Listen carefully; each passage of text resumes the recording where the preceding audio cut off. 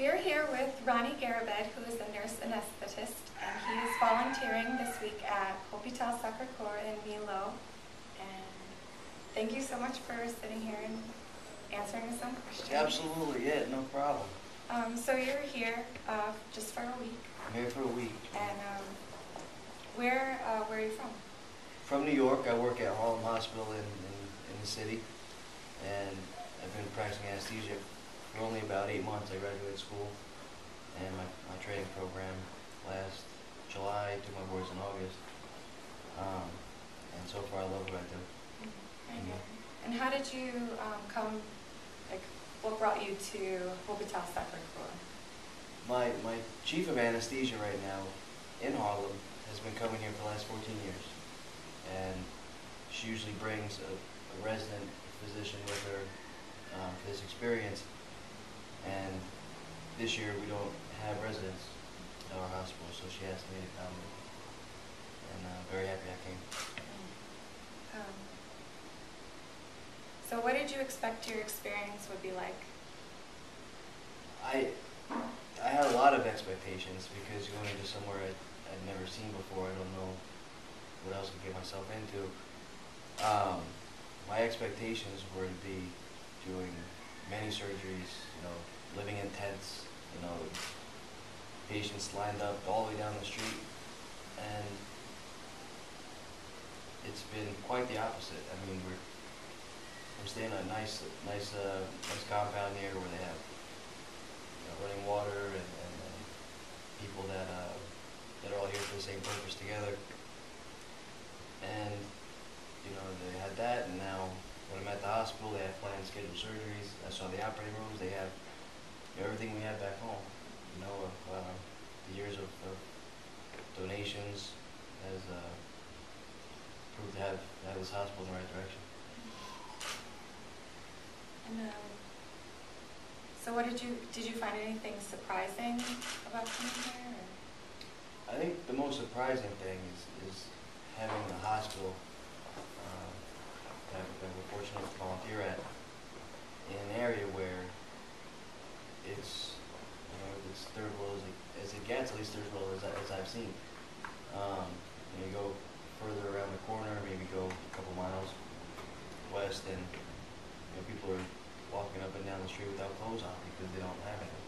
And then you have a hospital that's fully functioning and helping the local population. It's a wonderful thing.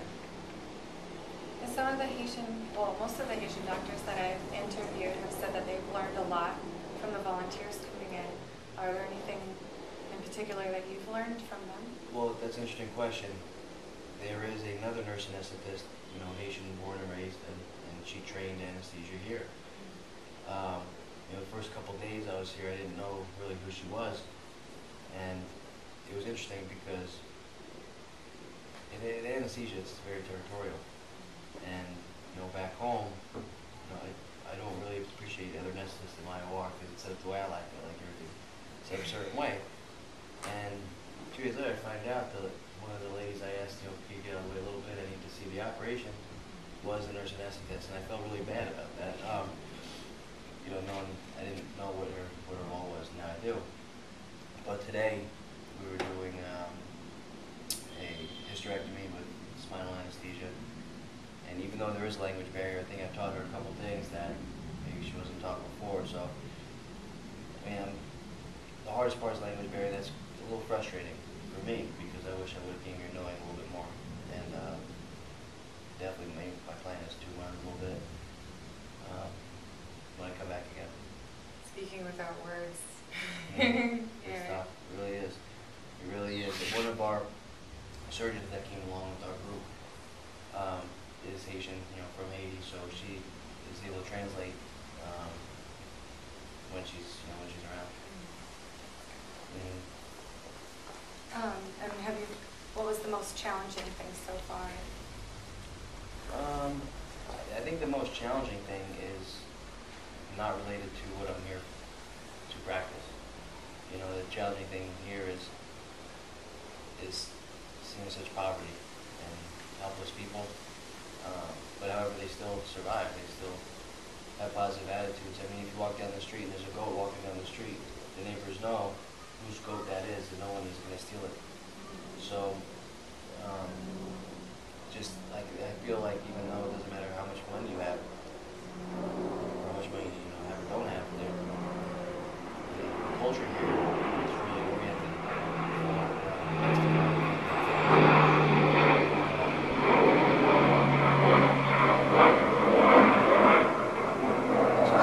changes your life.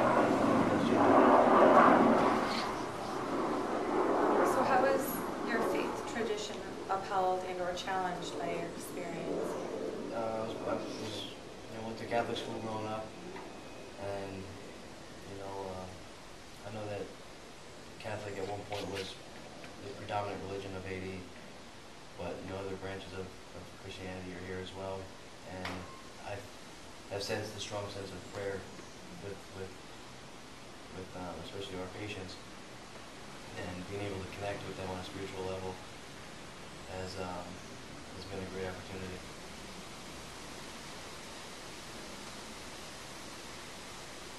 So how do you think your experiences in Haiti will affect your life back home?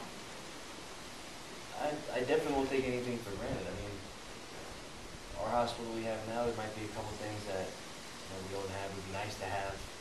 We don't have them here, and you're still able to practice and do what you're going to do because you know your field. So you go home sometimes you complain, oh, we don't have this, wish we had this. When it's like, for what? You're still able to provide a safe anesthetic. Harlem, we do get our fair share of patients that actually speak Creole. So some of the experiences I've had here with the cultural competency, I think I'd be able to translate when I get to Harlem Hospital and connect even better with the patients. And so what advice can you give to other volunteers who are coming in the future?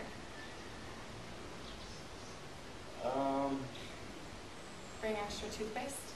Yeah, bring extra toothpaste. Apparently I did. I ran out. I brought the little short tube. It's funny because I was packing my travel bag and I had the long one and the short one. I said, this is probably enough for 7 days, and it wasn't even enough for 3. But no, I would say just I don't know how to say to prepare for something like this, because unless you've been to a place like Haiti before, going into somewhere where you don't know what you're getting yourself into is always like, I can tell you one thing, but someone might not listen.